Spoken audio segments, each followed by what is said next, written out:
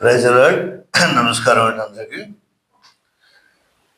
ప్రేక్షకులారా, Sophia Joseph ministries ద్వారా ఈ కుటుంబ వ్యవస్థని, వివాహాల గురించి తెలియజేసుకుంటూ మరి గత పాఠంలో మనం చిన్న కుటుంబాలు, ఉమ్మడి కుటుంబం నుంచి చిన్న కుటుంబాలు ఎలా విడిపోయి వచ్చినాయి, దాని కారణాలు ఏంటని తెలియజేసుకుంటూ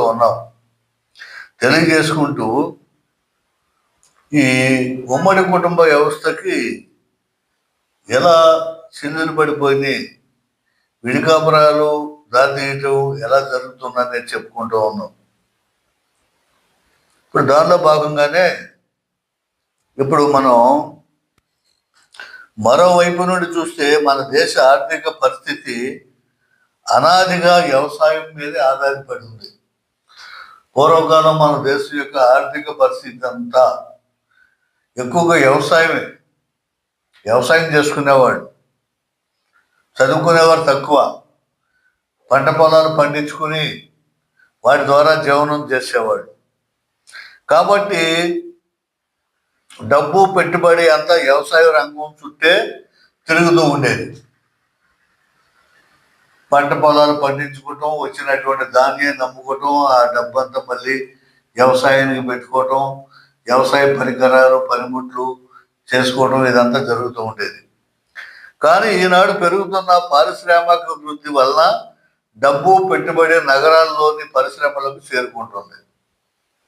మరి రాను రాను పరిస్థితి ఎలా మారిందంటే పారిశ్రామిక అభివృద్ధి జరుగుతోంది. ఫ్యాక్టరీలు వచ్చేసినాయి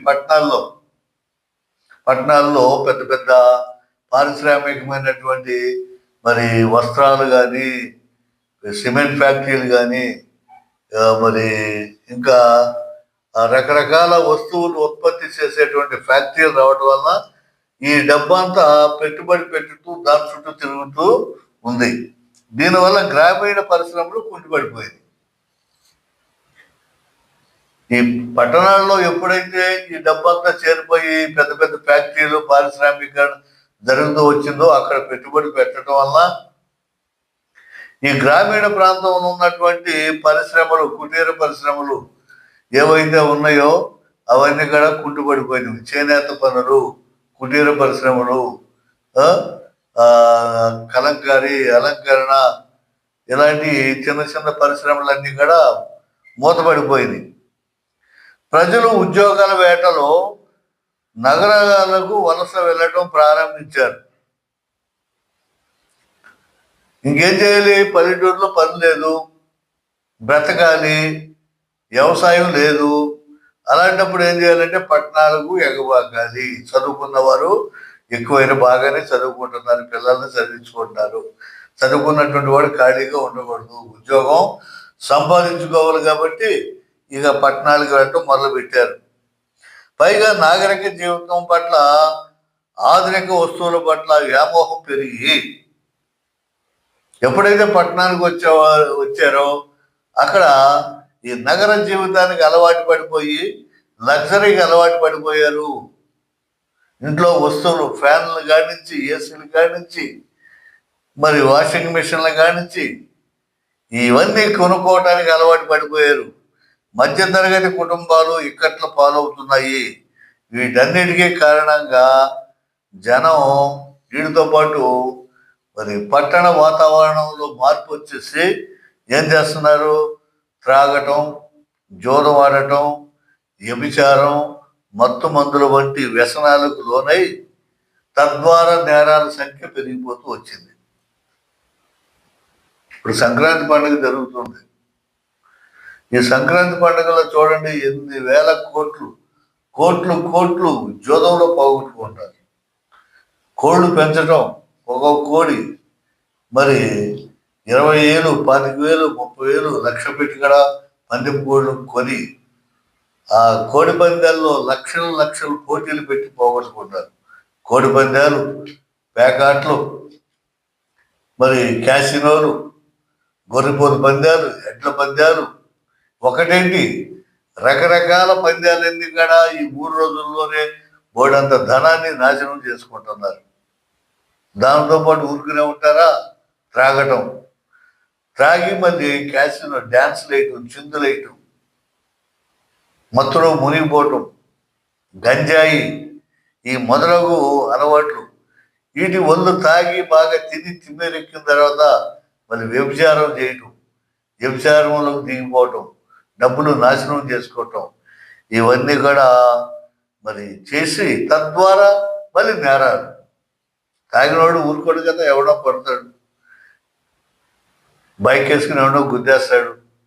అమ్మాయిలు కూడా వస్తారు, అమ్మాయిలు కూడా కోడి పందాలకు పోతున్నారు, పుంజులు తీసుకుని కార్లు వేసుకుని వచ్చేసి మరి ఈ నగరాలు వదిలిపెట్టి ఈ చేపల చెరువులు గట్ల మీద కానీ పల్లెటూరులో కానీ వాటి స్థావరాలు ఉంటాయి. ఆ స్థావరాలకు వెళ్ళిపోయి వీళ్ళు చేయటం వల్ల వాళ్ళల్లో మళ్ళీ వ్యభిచారాన్ని కూడా చేయటం, ఇవన్నీ కూడా నేరాలు పోలీసు వాడు పట్టుకోవటం, వాళ్ళని జైల్లో పెట్టడం, ఇవన్నీ కూడా ఎక్కువైపోయింది. చూడండి ఎంత ఎంత బీభత్సంగా డబ్బు ఖర్చు పెట్టేస్తున్నారు. సిటీస్లో అయితే ఇప్పుడైతే ఈ రోజుల్లో అయితే గుర్ర పందాలు, క్రికెట్ బెట్టింగ్లు, డబ్ల్యూడబ్ల్యూ గేమ్లు, ఫైట్లు, ఏది చూసినా తక్కువ కాలంలో డబ్బు సంపాదించేయాలి అని చెప్పేసి డబ్బంతా తీసుకెళ్ళి నాశనం చేసేస్తున్నారు. అలా వచ్చేసింది. పట్టణాలకి కాపురాలు మార్చి ఉద్యోగాలు, సాఫ్ట్వేర్ ఉద్యోగాల్లో చేరిపోతున్నారు. ₹1,00,000, 2 లక్షలు, 30 లక్షలు, 40 లక్షలు కూడా జీతాలు తీసుకునేవాళ్ళు ఉంటారు. లగ్జరీ కార్లు, డబ్బంటే లెక్క జమ్ము లేకుండా చూసిందల్లా టీవీ అడ్వర్టైజ్మెంట్లు ఇవన్నీ కూడా వచ్చి చూసిందల్లా వాడు పక్కనాడు వాడు కొన్నాడు కాబట్టి వాడికంటే మంచిది కొనాలి, వాడు ఈ కారు కొన్నాడు మనం వాడి ఈ కారు కొనాలి, మన చేయి పెద్దగా ఉండాలి, లగ్జరీగా ఉండాలి. మరి కొంతమంది మరి అప్పులు చేసి మరీ కొంటున్నారు. ఎంప్లాయీస్కి అయితే బ్యాంకు కూడా వీళ్ళ మీద వ్యాపారం చేస్తుంది, ఎంప్లాయీస్ మీద వ్యాపారాలు చేస్తుంది బ్యాంకు. ఇంత లోన్ ఇస్తాం, ఈ కారు కొనుక్కో, ఎంత ఈఎంఐ కట్టాలి, ఇల్లు కొనుక్కో, ఈ స్థలం కొనుక్కో, అది కొనుక్కో, ఇది కొనుక్కొని వీడి దగ్గర రూపాయి వండుకోకుండా బ్యాంకులు దోషేస్తాయి. వస్తున్నాయి కదా, ఒక్కసారి కొంటే వీడికి భారం ఎక్కువ, నెల నెల ఎంత కట్టుకోవాలి మనకు తెలియకుండానే కట్ అయిపోతుంది కదా, పెద్ద ఇబ్బంది ఉండదు, కొనేస్తున్నాడు. దానికి తోడు సాలపోతే మన అప్పులు చేయటం, అప్పులు ఎక్కువైపోయి కట్టకపోతే ఆత్మహత్యలు చేసుకోవటం, భార్యను వేధించటం, ఇంటికి వెళ్ళి తీసుకురా డబ్బులు అని కొట్టడం, పంపించడం, వరకట్నం, ఇవన్నీ కూడా విచ్చలవిడితనం అయిపోయిందన్నమాట. ఇవన్నీ కూడా దీనికి కారణాలు చాలా చెప్పొచ్చు. వివిధ ప్రసార మాధ్యమాల ద్వారా గుప్పించే వ్యాపార ప్రకటనలు, ప్రభావాలకు గురై క్రొత్త వస్తువులను కొనేందుకు డబ్బు అవసరం గనక ఈ కుటుంబంలో అన్నిటికన్నా డబ్బే అతి ముఖ్య అంశంగా మారుతుంది. డబ్బే ప్రధానం, అన్నిటికంటే డబ్బే ప్రమాణం, ప్రమాదం కానీ డబ్బే. పైసామే పరమాత్మ హై అన్నట్లు డబ్బే దేవుడు, ధనమేరా అన్నిటికీ మూలం, ఆ ధనము విలువ తెలుసుకొనుట మానవ ధర్మం. ఏనాడో మరి ఒక కవి రాశాడు, మానవుడే ధనమన్నది సృజించినరా, దానికి తానే తెలియక దాసుడాయన. డబ్బు మానవుడే సృష్టించాడు, మరి వీడే దాసుడైపోయాడు.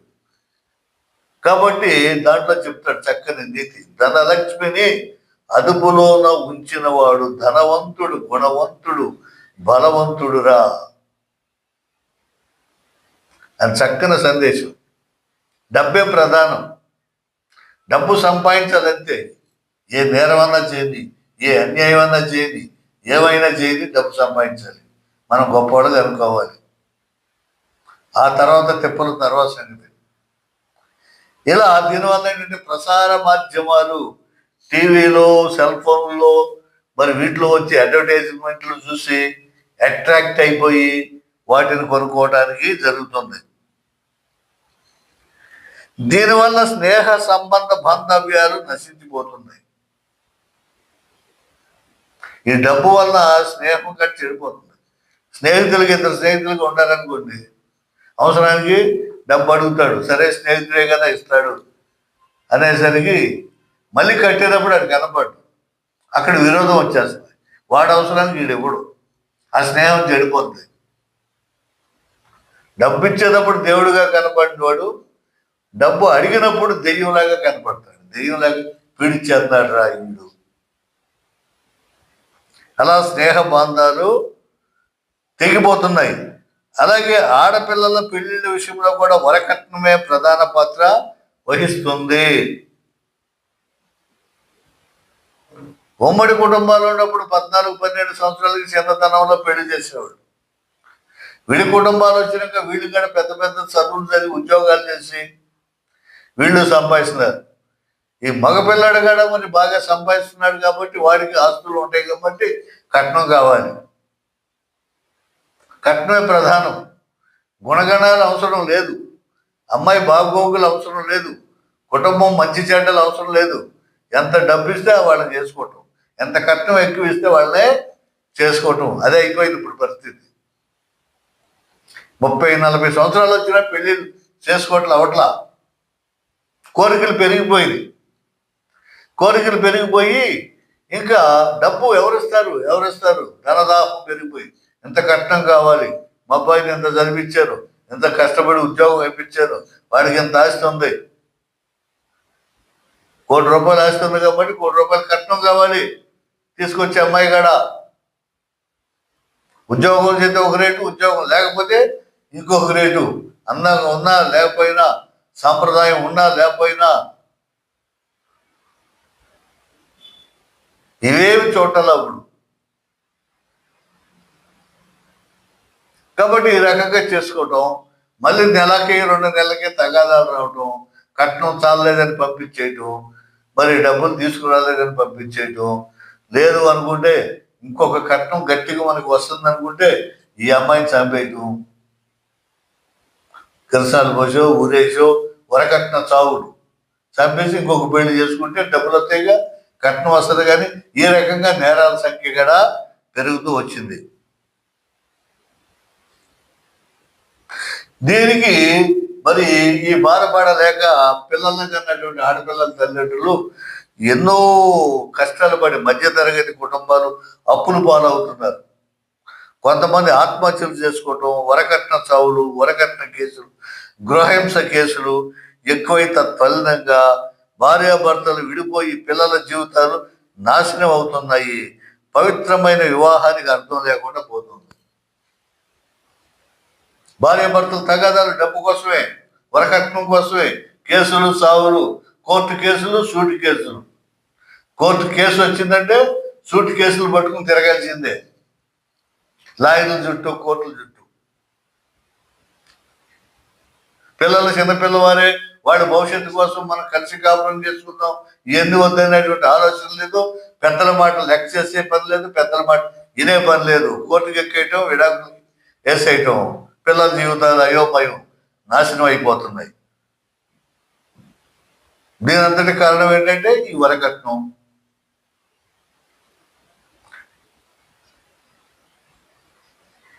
ఈ రకంగా తయారవుతున్నారు.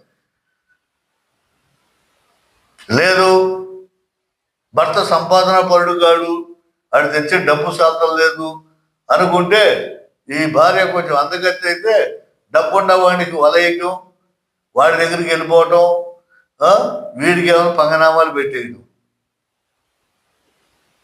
భర్తకు వదిలేయటం, వేరే సంబంధం చూసుకోవటం, వాడితో ఇల్లీగల్ కాంటాక్ట్, వివాహేతర సంబంధాలు పెట్టుకోవటం, వీడికి తెలిసి కోర్టులో కేసు వేసేయటం, లేదు వినపోతే వీడు చంపేయటం. భర్తను తొలగించుకుంటే చాలు కదా అనుకుని ప్రియురాలను వీళ్ళు కలిసి చంపేసేవాడు చాలా మంది ఉంటారు.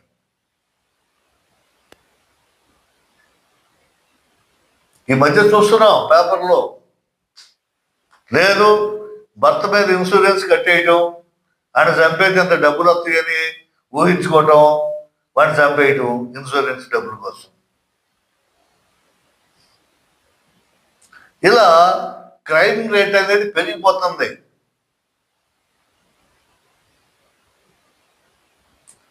క్రైమ్ రేట్ పెరిగిపోయి ఏమీ లేదు వాడిని వదిలేయాలంటే వరకట్న వేధింపుల కేసు 498A ఎక్కువైపోయింది. అవి రాదు ఏంటంటే ఈ ఆడవాళ్ళ యొక్క మరి స్థితిని బట్టి వాడు కేసు పెట్టేసి ఫేక్ కేసులు కూడా ఎక్కువ అవుతున్నాయని ఈ మధ్య సుప్రీంకోర్టు, గౌరవ సుప్రీంకోర్టు వారి కూడా ఈ 498A అనేటువంటి కేసు సెక్షన్ని తగ్గించేసేయటం జరిగింది. తప్పుడు కేసులు ఎక్కువ పెడుతున్నారని, కావాలనే పెట్టేవాళ్ళు ఎక్కువయ్యారని సుప్రీంకోర్టు గమనించి వాటి యొక్క రేషియోని తగ్గించడం కూడా జరిగింది. అందుకని ఏం చేస్తున్నారు, ఈ కేసులతో 4 ఏళ్ళు 5 ఏళ్ళు బాధపడటం ఎందుకులే, లేపైతే పోరా అని చెప్పేసి వాడిని చంపేయటం, లేకపోతే భార్యను చంపేసి ఇంకొక అమ్మాయిని చేసుకోవచ్చు కదా, బాగా డబ్బు వస్తుంది మనకని చెప్పేసి ఆలోచన చేసి భార్యను చంపేసేయటం, మళ్ళీ ఇంకో పెళ్లి చేసుకోవటం. ఈ బిడ్డలు ఏమైపోయినా అనవసరం. అలా జరుగుతూ నేరాల సంఖ్య పెరుగుతూ వచ్చింది. మరి ఈ రోజుల్లో చాలా మంది ఉద్యోగాల కోసం విదేశాలకు వెళ్ళి అక్కడే కాపురాలు కూడా పెడుతున్నారు. సాఫ్ట్వేర్ కంపెనీలు ఉండి అక్కడ లక్షల్లో జీతాలు వస్తున్నాయని చెప్పేసి అమెరికా ఇలాంటి విదేశాలకు వెళ్ళిపోయి కాపురం అలా అక్కడే పెడుతున్నారు. ఇలా సొంత కాపురాలు పెట్టడంలో కొంత అర్థం ఉన్నప్పటికీ తల్లిదండ్రులకు, బంధుమిత్రులకు, వారి ప్రేమానురాగాలకు, సలహా సంప్రదింపులకు, ఆదరణకు, ఆప్యాయతలకు దూరం అవుతున్నారు. ఎప్పుడైతే విదేశాలకు వెళ్ళేవాళ్ళు అంటే పెద్ద దిక్కు లేదు, వాడు మంచి చెడ్డ చూసుకునేవాళ్ళు లేరు, వాడు సలహా ఇచ్చేవాళ్ళు లేరు, చెప్పేవాళ్ళు లేరు, సంప్రదించేవాళ్ళు లేరు, వాళ్ళ ఇష్టారాజ్యం. ఇక వృద్ధాప్యం ఉన్నటువంటి వారిని చూసే దిక్కు కాడా లేకపోకుండా, ఉన్న తల్లిదండ్రులను ఆదరణ లేక మనం వాళ్ళు ఓల్డ్ ఏజ్ హోమ్లో పెట్టేట్టు కూడా మనం చూస్తున్నాం. ఈ విధంగా ఆదరణకి, బిడ్డల యొక్క ఆదరణకి నోచుకున్నటువంటి తల్లిదండ్రులని వృద్ధాశ్రయంలో కూడా మనం చూడవచ్చు, పెట్టేస్తున్నారు. వీళ్ళిద్దరూ వెళ్ళిపోతున్నారు, పిల్లలు బాగా చదువుకుని అమెరికాలో సంపాదించి వస్తూ ఉన్నాయి. మరి వీళ్ళకి 60-70 సంవత్సరాలు వచ్చే టైంలో బీపీ, షుగర్ ఇవన్నీ వస్తే ఎవడు వేస్తారు మందులు, ఎవడు చూస్తారు? డబ్బు ఒక్కటే చేయలేదు కదా. కాబట్టి మేము ఎంత డబ్బైనా కడతాం అని చెప్పేసి పేయింగ్ వృద్ధాశ్రయాలు ఉంటాయి, డబ్బు తీసుకుని చూసేటటువంటివి, అక్కడ పాడేసేస్తున్నారు. చిన్నప్పటి నుంచి ఈ తల్లిదండ్రులు పిల్లల్ని పెంచి సాకి, వాడు పాకేటప్పుడు కానిచి, నడిచేటప్పుడు కానిచి, తప్పుడు అడుగులు అడిగి మరి స్నానం చేయించి, మలమూత్రాలు శుభ్రం చేసి, ఏదొచ్చినా జలుబు వచ్చినా తుమ్ము వచ్చినా కంటికి రెప్పలాగా వెళ్ళి కాచి కాపాడి పెద్ద చేసి విద్యాబుద్ధులు నేర్పించి చదివించి ఎంత గారాభంగా చక్కగా పెంచినటువంటి బిడ్డలు తల్లిదండ్రులను వదిలిపెట్టి అమెరికాలకి వెళ్ళిపోయి వీళ్ళని చూడకోకుండా వీళ్ళని వృద్ధాశ్రయంలో, ఓల్డ్ ఏజ్ హోమ్లో పడేసేసి దిక్కులేని వారిగా చేసేటువంటి బిడ్డలు ఎంతో మంది ఉన్నారు. ఇంకా దారుణం ఏంటంటే, ఒకవేళ తల్లి కానీ తండ్రి కానీ చనిపోతే రావడానికి వీలు పడక రాలేని వాళ్ళు, ఆఖరి చూపు చూడనటువంటి వారు కానీ ఎంతో మంది ఉన్నారు. ఫ్లైట్ దొరకదు, సెలవు ఎవరు, డబ్బు ఉండదు, తల్లి చనిపోయింది, తండ్రి చనిపోయింది, ఇక్కడ మార్చురీలో పెడతారు. 4 రోజులు 5 రోజులు వారం రోజులు ఎదురు చూసి మరి ఎంతో వేసారిపోతారు. బంధువులందరూ చూస్తారు, ఇంకా వస్తాడు, పెద్దోడు వస్తాడు, చిన్నోడు వస్తాడు, వాడు చూడాలి అని చెప్పి ఆడబెట్టితే పక్కలాంటి వాళ్ళు ఏమో ఏంటమ్మా ఇంకెన్ని రోజులు పెడతారు, తీసేయండి, ఏంటి మాకు కీడు అని చెప్పి వాడు తిట్టుకోవటం. అదే అపార్ట్మెంట్ అయితే మరి సరే అసలు ఉంటారు. అపార్ట్మెంట్లు కొన్ని దాంట్లో ఉన్నవాడైతే, ఉమ్మడి ఇళ్లలో ఉన్నవాడు, అది ఎంత నరకం అండి, ఎంత బాధ అండి. దీనికోసమైనా తల్లిదండ్రులు వారిని కన్నది, పెంచింది, పోసింది, ఆస్తిపాస్తులు సంపాదించి వాళ్ళు తినక పచ్చడి మెతుకులు తిని సంపాదించిన వాళ్ళు ఉన్నారు. సరైన కూరగాడ వండుకోకుండా పచ్చళ్ళు వేసుకుని తిని, మజ్జిగ వేసుకుని తిని, బిడ్డల కోసం పొలాలు సంపాదించి, స్థలాలు సంపాదించి, వీళ్ళని చదివించి విదేశాలకు పంపిస్తే వీళ్ళని తీసుకెళ్ళి వృద్ధాశ్రమంలో పడేసేస్తారు. వాళ్ళని చూసే దిక్కు కూడా లేకుండా పోతుంది. అలా తయారైపోయింది. ఉమ్మడి కుటుంబంలోంచి బయటికి వచ్చిన తర్వాత విడి కుటుంబాలు అయిపోయిన తర్వాత అట్లా చూస్తున్నాం.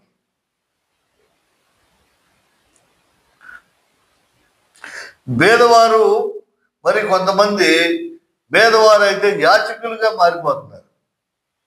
సరే, డబ్బు ఉన్నవాడైతే డబ్బు పంపిస్తారు, ఓల్డేజ్ హోమ్లో డబ్బు కడతారు, ఏదో కొంచెం కొంచెం పర్వాలేదు అనుకో. అసలు వీళ్ళు లేనివారైతే, తల్లిదండ్రులు లేనివారైతే వాళ్ళు అడుగు తినుకుంటాం. బిడ్డలు వదిలేస్తున్నారు. వీళ్ళు పెద్ద అయినాక ఎవడు బ్రతకాడు అనుకుంటూ ఆడు పెద్దోడు చూస్తాడులే, ఆడు చిన్నాడు చూస్తాడులే, ఈడు చూస్తాడులే, ఆడు ఒత్తులు వేసుకుని తల్లిదండ్రులు చూడకపోతే వీళ్ళు ఏం చేస్తారు? బ్రతకాలి కదా. యాచకులుగా అడుక్కునే వాళ్ళలాగా అడుక్కు తింటూ మరి బ్రతికేటువంటి వారిని చాలా మందిని మనం చూస్తున్నాం. ఎవడో పట్టించుకోరు. అడుక్కునేవాడు ముసలాడు కానీ, ముసలమ్మ కానీ, దేవాలయాల దగ్గర కానీ, గుడి దగ్గర కానీ కనపడితే మనం ఉంటే వేస్తాం, లేకపోతే లేదు. అసలు ఎవరేడు, ఏ ఊరు, ప్రభుత్వం కూడా పట్టించుకోవట్లేదయ్యే. మీరు ఎందుకు అనుకుంటున్నారు? నీకు ఎంతమంది పిల్లలు, ఎందుకు చూడటం లేదు అని చెప్పేసి గవర్నమెంట్ ఈ పోలీసుల చేత వాడిని మీ పిల్లలను పిలిపించి మరి చేసి ఎందుకు చూడలేదు వీళ్ళని అని చెప్పి గద్దించి చేసి, లేకపోతే మిమ్మల్ని ఇలా జైల్లో పెడతాం, ఇలా చేస్తాం అని చెప్పేసి ఒక చట్టం అనేది తీసుకొచ్చినట్లయితే మరి ఈ బాధ ఉండదు. చట్టం అయితే ఉంది. వృద్ధాప్య తల్లిదండ్రుల్ని చూడకపోతే ఆర్టీఓకి మరి అప్లికేషన్ పెట్టుకుంటే ఆర్టీఓ పిలిపించి వాళ్ళని చేస్తా కొంత, కానీ తెలియదు వీళ్ళకి. ఆర్టీఓకి ఎట్లా అప్లికేషన్ పెట్టాలో ఏం చేయాలో తెలియదు కదా. వీళ్ళ అమితమైనటువంటి ప్రేమ చేత మళ్ళీ వాళ్ళని ఇబ్బంది పెట్టడం ఎందుకులే, వాళ్ళని జైల్లో పెట్టడం ఎందుకులే, ఎట్టగో అడుగు తిందామని చెప్పి వీళ్ళు కూడా కంప్లైంట్ ఎవరు. అంత ప్రేమ బిడ్డలండి. మరి బ్రతకుండగానే శ్మశానాల్లో వదిలిచ్చేసిన వాళ్ళని, కాలువల్లో పడేసేవాళ్ళని, రోడ్డు మీద వదిలేసేవాళ్ళని ఎంతో మందిని మనం చూస్తూ ఉన్నాం మీడియాలో. ఎంత దౌర్భాగ్య పరిస్థితి అండి. ఇప్పుడు కొంచెం మెరుగు. ఇప్పుడు కొంచెం ఈ ప్రాంతీయ పార్టీలు వచ్చిన తర్వాత ప్రభుత్వం వారు ఏం చేస్తారంటే కనీసం వాడు ఒక ముద్ద తినడానికి పెన్షన్ ఏర్పాటు చేశారు. వృద్ధాప్య పెన్షన్, ఓల్డ్ ఏజ్ పెన్షన్ ఒక 4,000 ఇస్తున్నారు. ఒక 20 కేజీలు బియ్యం వస్తాయి, 10 కేజీలు 20 కేజీలు. లేదు అనుకుంటే అన్న క్యాంటీన్ అనేది పెట్టారు. అక్కడికి వెళ్ళి ఒక ముద్ద తింటున్నారు, చేస్తున్నారు. కొంత ఊరట ప్రభుత్వం నుంచి ఇప్పుడు కొంచెం కనికరం కలిగి కొంత ఊరట కలిగింది. ఈ వృద్ధాప్య తల్లిదండ్రులకి, ముసలివాడికి, వీళ్ళకి పని చేయలేనటువంటి వారికి ఆ డబ్బులెట్టి మందులు కొనుక్కోవడం, ఆ డబ్బు కోసం కూడా ఇవ్వటం లేదని ఇంట్లోంచి గంటేసేవాళ్ళు పిల్లలు ఉన్నారు. ఈ ఓల్డ్ ఏజ్ పెన్షన్ వస్తుందిగా, పడ్రా ఈ రోజు ఒక ముద్దేస్తాం, అది లేకపోతే మేము అది లేకపోతే చూడం. అలాగే తల్లిని అయితే చూస్తాం. తల్లి అయితే ఇంట్లో పాసి పని చేయడానికి, ఆ పని ఈ పని చేయడానికి, పిల్లల్ని ఎత్తుకోవడానికి, వాళ్ళ స్నానం చేయడానికి తల్లి పని చేస్తుంది. తల్లిని చూద్దాం, తండ్రిని చూడం. ఆడేం పని చేస్తాడు? ఎల్లు, నువ్వు ఎట్టబోతావు బ్రతుకు, ఏదో ఇల్లు, లేకపోతే వాచ్మెన్కి ఎక్కడో సాటి ఉండు, సైకిల్ కాపడో, స్కూల్ దగ్గర, ఏటీఎంల దగ్గర ఎక్కడో చోట బతుకు, నేను చూడం, నిర్దాక్షిణ్యంగా చూడని చెప్పించిన వాళ్ళు ఉన్నారు. ఆ వృద్ధ ముసల తల్లిదండ్రులు చూస్తేనే చిరాకు పడిపోయి చేదరించుకున్నటువంటి బిడ్డలు ఉన్నారు ఈ రోజుల్లో. వీడు ఎప్పుడు పోతాడా, ఎప్పుడు చనిపోతాడా అని. ఈ రకంగా వ్యవస్థ తయారైపోయింది.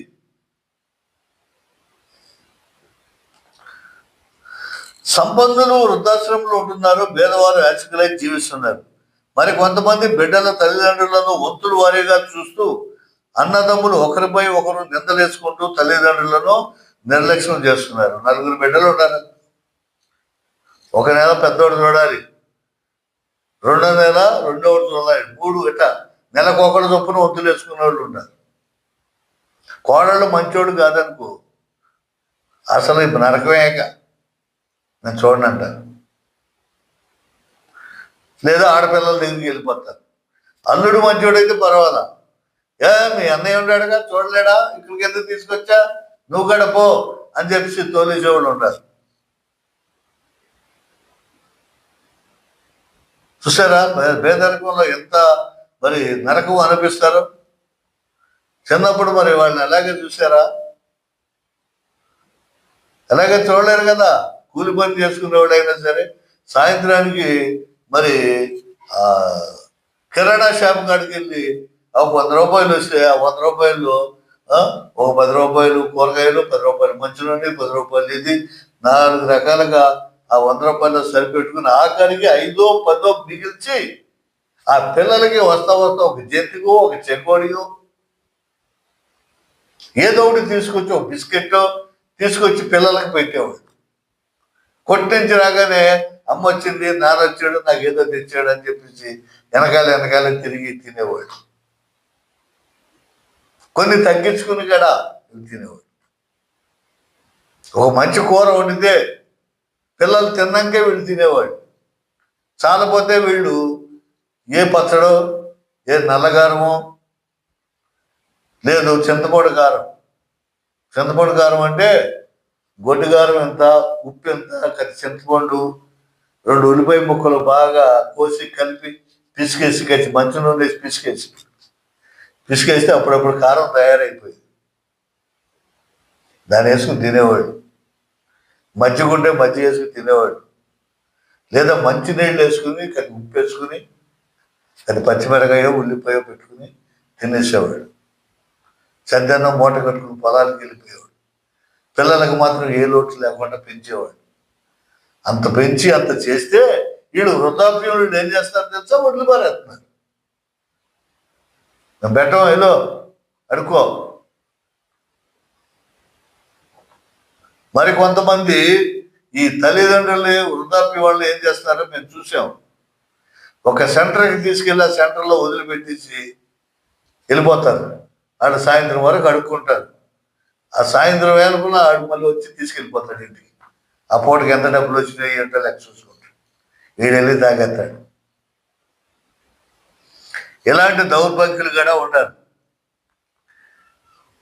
ఇక మరి కొంతమంది పిల్లలు ఇంటర్నెట్లో చూసి ప్రేమించి ముక్కు ముఖం తెలియని వారి వివరాలు కూడా తెలుసుకోకుండా వ్యామోహంలో పడిపోయి పెళ్లి చేసుకుంటున్నారు.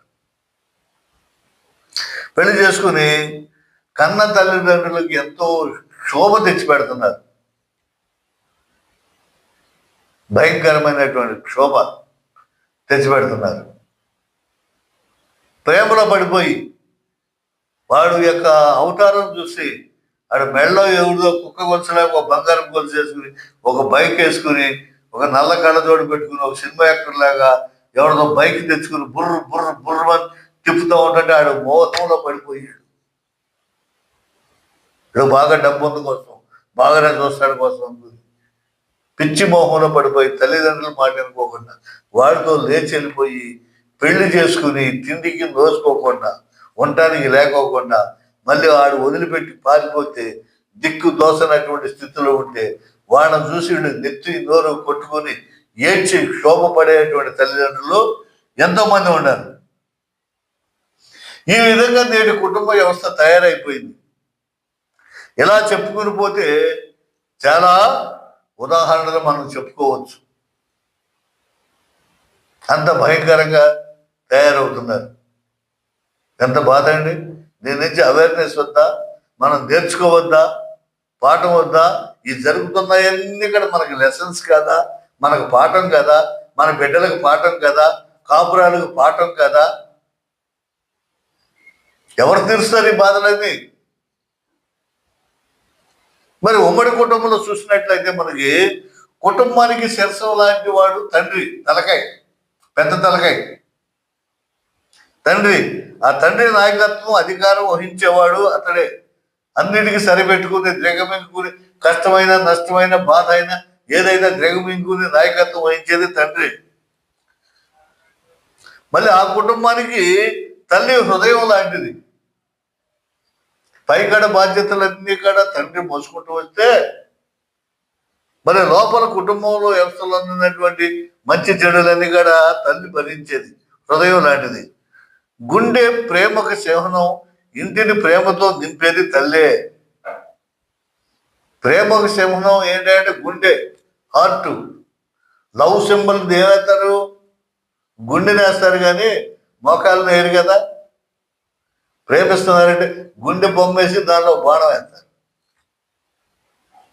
ప్రేమకు చిహ్నం గుండె, హృదయం. అందుకని మోకాలు వేరు, కన్నేరు, తలకాయ వేసి బాణం వేరు, పొట్టేసి బాణం వేరు. ఈ అవయవాలు ఏముండవు. గుండె ప్రేమకు చిహ్నం కాబట్టి ఆ గుండెకాయ లాంటిది తల్లి ప్రేమకి. బిడ్డలు తప్పు చేసినా ఉప్పు చేసినా భరించేది తల్లి. ఇక్కడ చూడండి, తండ్రికి ఆడపిల్ల మీద ప్రేమ బాగా ఉంటుంది, తల్లికి మగపిల్లాడి మీద కొడుకు మీద ప్రేమ ఎక్కువగా ఉంటుంది. ఆపోజిట్ ప్రేమ మనకి సైకాలజీ ప్రకారం కనిపిస్తుంది. మరి శారీరక అవసరాలన్నీ ఆడపిల్లకి చూసేది తల్లే, మంచి చెడు. అలాగే తండ్రి కూడా చూస్తాడు. కానీ ప్రేమ అనేది ఈ రకంగా ఉంటుంది. ఇంటికి తండ్రి యజమానుడు, పరిపాలకుడు అయితే తల్లి అనురాగంతో ఇంటిళ్ళ పాలిటి ఐక్యం చేసేది. అందరినీ కలుపుకుంటుంది తల్లి, అందరినీ ప్రేమతో చూస్తుంది. ఇంటిని చూడు ఇల్లాలని చూడు అన్నారు. అందుకని కోడల్ని తెచ్చుకోవాలంటే మంచి కుటుంబం నుంచి సంప్రదాయమైనటువంటి బద్ధం నుంచి కోడల్ని తెచ్చుకుంటారు. అప్పుడు ఈ ఇంటిని చూడు ఇల్లాలను చూడు.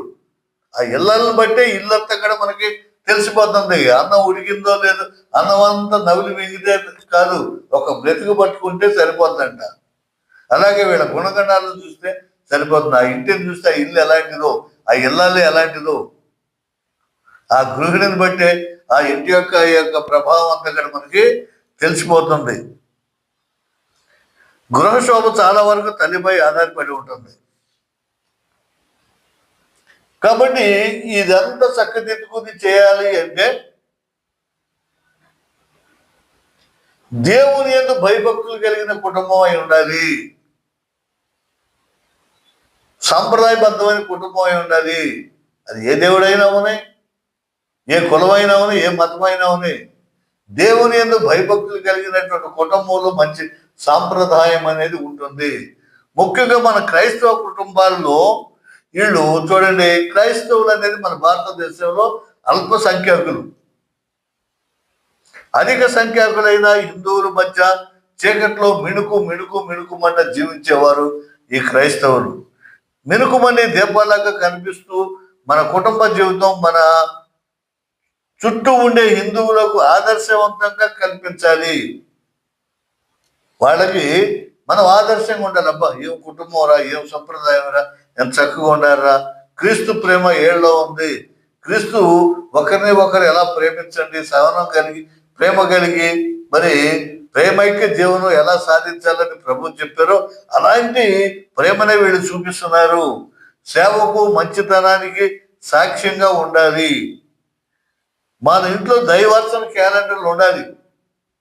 మన ఇల్లు చూడగానే ఎలా ఉండాలి? సినిమా బొమ్మలు, లేకపోతే బికినీళ్ళు వేసుకున్న బొమ్మలు, క్యాసినో పెట్టుకున్న బొమ్మలు ఇవి ఉంటే ఆ కుటుంబ పరిస్థితి అర్థమైపోద్ది. ఇంటికి వెళ్ళగానే దేవుడు క్యాలెండర్లు ఉండాలి. దైవార్చన క్యాలెండర్లు, మతపరమైన పటాలు, వాక్యాలు, స్వరూపాలు మొదలైనవి తప్పనిసరిగా మన ఇంట్లో గృహంలో దర్శనం ఇవ్వాలి, కనిపించాలి. దాన్ని బట్టి ఈ గృహ పరిస్థితి తెలిసిపోతుంది. దైవికంగా ఉన్న కుటుంబం ఇది, ప్రేమ వాత్సల్యం కలిగినటువంటి కుటుంబం. అలాంటి వాక్యాలు, ఆదరణ వాక్యాలే పెట్టుకున్నటువంటి క్యాలెండర్లు ఉంటాయి. ఇవి క్రైస్తవ భక్తిని వారకాన్ని సూచిస్తాయి. ఈ క్యాలెండర్లో ఈ బొమ్మల వల్ల ఏమిటంటే కొంతమంది ఆశించినట్టుగా విగ్రహారాధన కాదు ఇది. ఆ కుటుంబం యొక్క పరిస్థితిని బట్టి తెలియజేస్తూ ఉంది ఈ క్యాలెండర్. అంతా కుటుంబ జీవితం మీద ఆధారపడి ఉంటుంది. భక్తి గల కుటుంబానికి ఏ కొరత ఉండదు. దేవుని యందు పాపభీతి కలిగి భయభక్తులు కలిగి జీవించే కుటుంబానికి ఏ లోటు కూడా దేవుడు రానివ్వడు. అంత సుభిక్షంగా ఉంటుంది. క్రీస్తు కానాపురి కుటుంబంలో లాగా వారి కుటుంబంలో నెలకొల్పి ఉంటాడు. కానాపురిలో మొట్టమొదటి అద్భుతం చేశాడు క్రీస్తు ప్రభు. అది వివాహానికి ఏదైతే కొరతగా ఉందో ద్రాక్షారసం దాన్ని అందించి అప్పటికప్పుడు మరి ఏ లోటు లేకుండా వాళ్ళ పరువు నిలబెడతాడు, పరువు కాపాడుతాడు. అలాగే క్రీస్తు ప్రభు కూడా ఈ క్రైస్తవ కుటుంబాల్లో ఉంటే ఏ లోటు కూడా ఉండదు. కొందరు కాబట్టి వారి పిల్లల్లో వాళ్ళ భావాలు ఎలా ఉంటాయి? కొందరు దైవ సేవకుల్లాగా, గురువుల్లాగా, కొంతమంది నన్స్ మఠకన్నిలాగా తయారవుతారు. ఇక భక్తి లేని కుటుంబాలకు కలిగే అనర్థం అంతా ఇంత కాదు. భక్తి లేకోకుండా ఇచ్చలవిడిగా జీవించే కుటుంబాలు ఉంటాయి కదా, తాగుబోతు, ఎక్కడ చూసినా అక్కడ బీరు బాటిల్, ఇక్కడ ఒక క్వార్టర్ ముంచేసా, ఇవన్నీ కనబడి సిగరెట్ పేకలు పెట్లు కనబడి నానా బీభత్సంగా ఉంటుంది. అలాగే భక్తి గల కుటుంబంలో ఇవి ఉండవు. వీళ్ళు కూడా ఏం చేస్తారు? ఒక నన్నగా వెళ్ళాలి, ఒక గురువుగా వెళ్ళాలి, ఒక పాస్టర్గా వెళ్ళాలి, ఇది నా జీవితం ఇలా మార్చుకోవాలి ఉంటుంది. మిగతా కుటుంబాల్లో ఏంటి? నేను పెద్ద డాక్టర్ని అయిపోవాలి, నేను యాక్టర్ని అయిపోవాలి, నేను ఎక్కడో అమెరికా, రష్యా, జపాన్లో ఎయిర్పోర్ట్లో ఎయిర్లో మొత్తం గాలిలోనే గాలి తిరుగుతూ ఉండాలి అనే ఆడమోపలు అలా ఉంటాయి. ఏది భక్తి లేని కుటుంబాలకి. భక్తి కలిగినటువంటి కుటుంబాలు మాత్రము వాడి పిల్లలు మంచిగా రాణించి క్రమశిక్షణ కలిగి వాడి పిల్లలు మరి వారి కుటుంబాలని కూడా అష్టైశ్వర్యాలతో ఆశీర్వాదాలతో ఏ కొరత లేకోకుండా ఉంటాయి. కాబట్టి వారు అలా లేనటువంటి వారు మన క్రైస్తవ కుటుంబాల్లో అందరిని చెడగొట్టి కుటుంబానికి తలవంపులు తెస్తారు. భక్తి లేనటువంటి వారు. భక్తి కలిగినటువంటి కుటుంబాలు అమెరికాలో ఉండా, రష్యాలో ఉండా, జపాన్లో ఉండా క్రీస్తు ప్రేమ కలిగి అయ్యో నా తల్లి, నా తండ్రి, అన్న, చెల్లి, తమ్ముడు అనేటువంటి అనురాగంతో వాళ్ళు పలకరించుకుంటూ మాట్లాడుకుంటూ వీడియో కాల్స్ చేసుకుంటూ ఎలా ఉంటారు, ఏంటి, డబ్బులు ఏమైనా కావాలా, ఫోన్పే చేయాలా, గూగుల్ పే చేయాలా, ఏమిటి అవసరం అనేది ఎప్పటికప్పుడు మరి ప్రేమ కలిగి సాయంత్రానికి అందరినీ గుర్తు చేసుకుని మాట్లాడుకుని సంతోషంగా ఉండే కుటుంబాలు చాలా ఉన్నాయి. అలా కాకుండా వదిలిపెట్టేసి నా సుఖమే, బైబిలే చెప్తుంది, బాగా డబ్బు కలిగి సంపాదించి సుఖం చూసుకునేవాడు అంటాడంట, నా ప్రాణమా త్రాగుము, తినుము, సుఖించుము, నిద్రించము. ఈ రాత్రి కానీ సుఖాలు అనిపించాయి, రేపు చచ్చిపోతామేమో ఇవాళకి అనుభవించే అన్నట్టు వాళ్ళు ఉంటారు. అలా కాదు. ప్రేమైక్యత కలిగి ప్రేమతో జీవించాలి, ప్రేమ కలిగి ఉండాలి. ఇది కుటుంబం యొక్క వ్యవస్థ. ఉమ్మడి కుటుంబాన్ని నుంచి విడి కుటుంబాలకు వచ్చినాక ఇలా దరిద్రంగా మారిపోయింది. దీనిని మనం ఎలా చక్క చేసుకోవాలి, ఎలా చేయాలి, ఎలా చేస్తాం? వీడి కారణాలు, విడిపోవడానికి ఎన్నో కారణాలు ఉంటాయి. అందుకనే బైబిల్ చెప్తుంది, దేవుడు కలిపినటువంటి జంటను ఏ మానవుడు కూడా విడదీయరాదు. క్రైస్తవ వివాహంలో వివాహ చట్టం ప్రకారం విడాకులు అనేది లేవు బైబిల్ ప్రకారం.